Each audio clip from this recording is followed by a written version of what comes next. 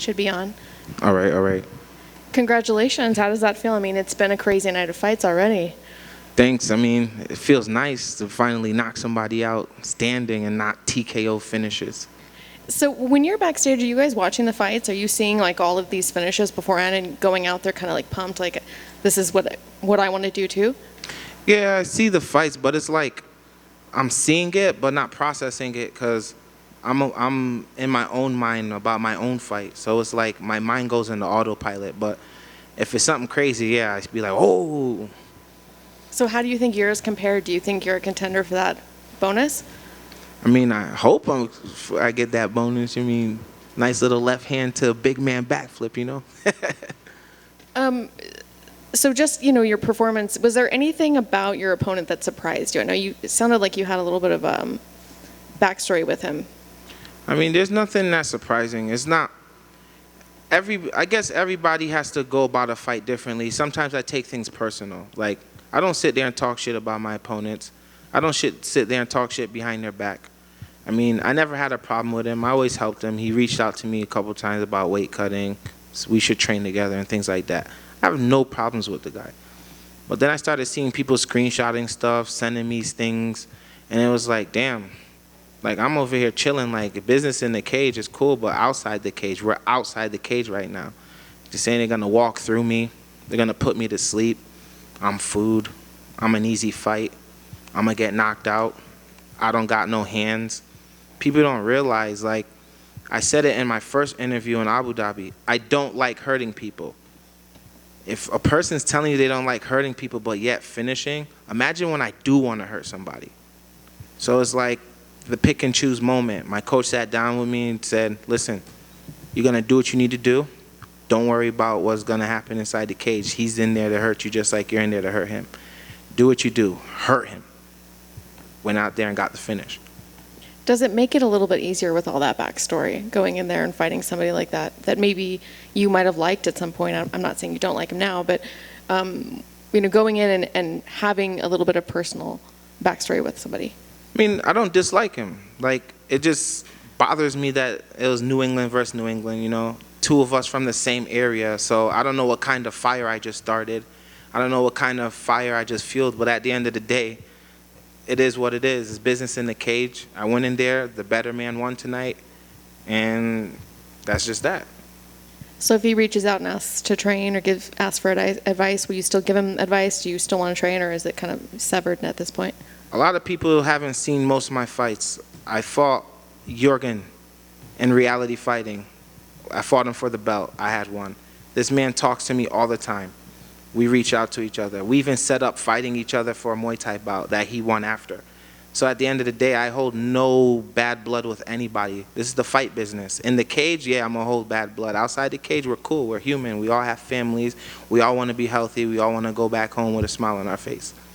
So when do you want to get back in there? You know, like, as soon as possible, really, but they said I have like a mandatory layoff, so whenever. And do you have an opponent in mind? I mean, I was supposed to fight a man named Alonzo Menenfield twice. He just fought like a week or two ago. I mean, if that fight is still offered to me, I'm going to take it. Thank you. Hey, man, just one more quickly. You're saying that people send you these screenshots and people send you this sort of stuff. Do you appreciate it? Do you take it as motivation, or would you rather your friends and family actually left you alone and didn't put this stuff in front of you? That's just the crazy part. It's not friends and family. It's just random people, sending it saying, oh, you're going to get your ass whooped. You're about to lose. You're about to get knocked out.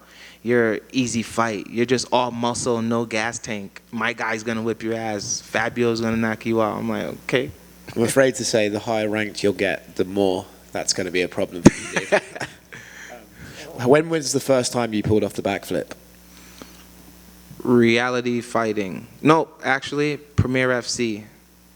Did you know you could do it, or you just had the adrenaline? You went, I'm going back? No, I practiced it. I practiced it inside the gym when I got to my coach. When I felt the mats, I'm like, hey, I could do some flips. I could practice some flips. Stuck it, and I'm like, I'll just do it anytime after a fight if there's enough space and if there's the opportunity. Is it true that you once repped 225 pounds 47 times. Yes, I have that video actually. I need to post it, but I don't want to scare people away. There's some crazy things I've done in the weight room. Yeah. I mean, I could probably do that if I tried. I tried that, you know. So you mentioned the New England thing. Did you guys were both on the regional scene together. Did you guys both partake in the same promotion at some time? I thought I heard somewhere that you guys were maybe fighting for the same organization at one time, or maybe some promotion. CES. So this is the backstory on that. For CES, my opponent pulled out. The same day his opponent pulled out. So they offered the idea of me and him fighting, and it just didn't fall through, and I don't know why. I said, yeah, I'll fight.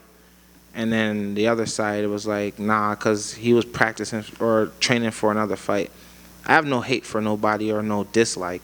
We had a couple times, actually. I think I was supposed to fight him again on CES, and it was offered to me, and I was like, yeah, I'll take it. So, of course, we were going to meet on a local scene, but New England's idea is, why two people from the same region want to fight each other? Why can't we be at the top together?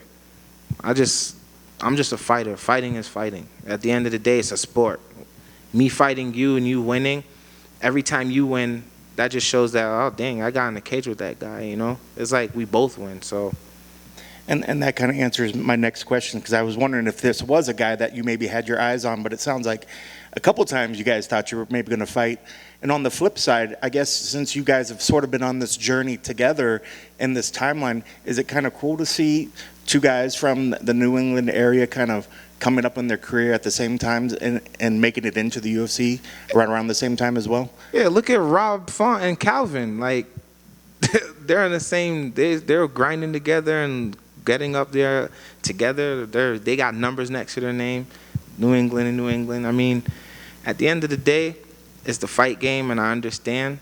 I don't feel like this fight was too early. I'm not sad about it, no regrets. It was going to happen sooner or later. But, you know, it is what it is. And last thing, you know, you got a guy like DC sitting on the outside calling the fight, but admiring, one, the specimen, the work that you put into your body, but also going out there and putting on fantastic performances. What's it mean to you to hear the Forbin champ giving you praise while calling your fight? Man, I have a big respect for DC. We both come from the same wrestling background, and we're both the same height. And it's like they underestimate us because, you know, what is this guy doing in light heavyweight? Look, he was a double champ, and I'm on my road to that. Congrats on the win. Thanks. You mentioned that you would have to take a little bit of a break after this fight.